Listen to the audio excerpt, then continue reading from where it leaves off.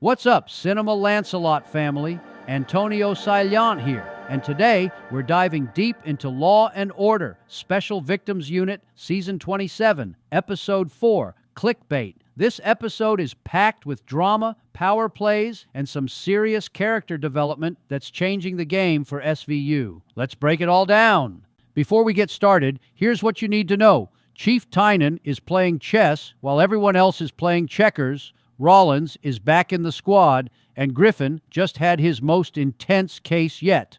Plus, there's a new player in town, CJ Jones, who's bringing some serious energy to Carisi's office. If you're an SVU fan, you do not want to miss this breakdown. Hit that like button, and let's get into it. Let's talk about what's really happening behind the scenes. Chief Tynan isn't just making friendly suggestions. She's strategically positioning her pieces on the board. From day one, she's been pushing Benson toward a desk job, trying to get her to manage this new conglomerate of SVU squads. Now, here's the genius move. She brings back Rollins. On the surface, it's a gift. Benson gets her trusted partner back at a time when she desperately needs someone she can rely on. But make no mistake, this is a calculated move. Tynan is building leverage, and both Benson and Rollins know it. The question is, what happens when Tynan comes to collect on that favor? Because you know it's coming. Benson has always been the captain who's in the field, connecting with victims. That's literally what makes this show what it is.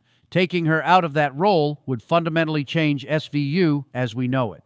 Now, let's talk about Amanda Rollins coming back to SVU. This isn't just a reunion. It's a complete shift in dynamics. She's returning as a sergeant, which means she's got authority she didn't have before. She's worked with most of the team, but always in short bursts. Now, she's here to stay, and she's already made it clear she's keeping an eye on Griffin. The interesting thing? The rules have changed. Rollins has grown, the team has evolved, and there's a new power structure in place. Watching her navigate these new relationships while maintaining her edge is going to be fascinating. She's not the same Rollins who left. She's sharper, more experienced, and she's got Tynan's stamp of approval, which is both a blessing and a curse. Let's talk about Griffin, because Clickbait showed us a side of him we haven't seen before. This case involving minors hit him hard. We saw him lose control multiple times, violently handling suspects and showing a level of disgust and anger that was raw and real. Here's the thing. Benson mentioned in the previous episode that Griffin reminds her of someone. Most people think Stabler, but honestly, he reminds us of every detective who's walked through those SVU doors. That righteous anger, that inability to separate yourself from the horror of what you're seeing. It's what makes these detectives human. But Benson's right. He needs to cool his jets.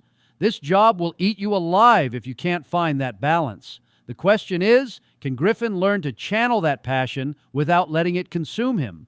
With Rollins now watching over him, we're about to find out. Can we talk about CJ Jones for a second? Because she is bringing it. Working as Carisi's right hand, she's got that perfect blend of Barbara's sass with Benson's compassion and dedication. She's pulling all-nighters, going the extra mile, and making sure victims get justice. But here's what's exciting.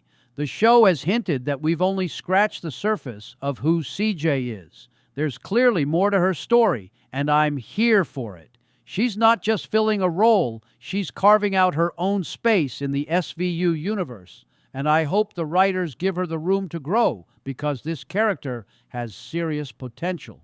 So what does all this mean for the future of SVU? We've got Tynan playing the long game. Rollins back in the mix with new authority, Griffin learning to control his demons, and CJ proving she belongs. This isn't just another episode. This is the show evolving, setting up storylines that are going to pay off all season long. The genius of Clickbait is that it's not just about the case, it's about the people solving it and the power dynamics shifting around them. That's what keeps us coming back after 27 seasons. All right, Cinema Lancelot family, that's my breakdown of Law & Order SVU Season 27, Episode 4.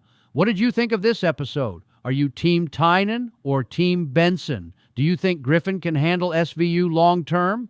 Drop your thoughts in the comments below. If you enjoyed this breakdown, smash that like button, subscribe if you haven't already, and hit the notification bell so you never miss our entertainment coverage. I'm Antonio Saillant, and I'll see you in the next one. Peace.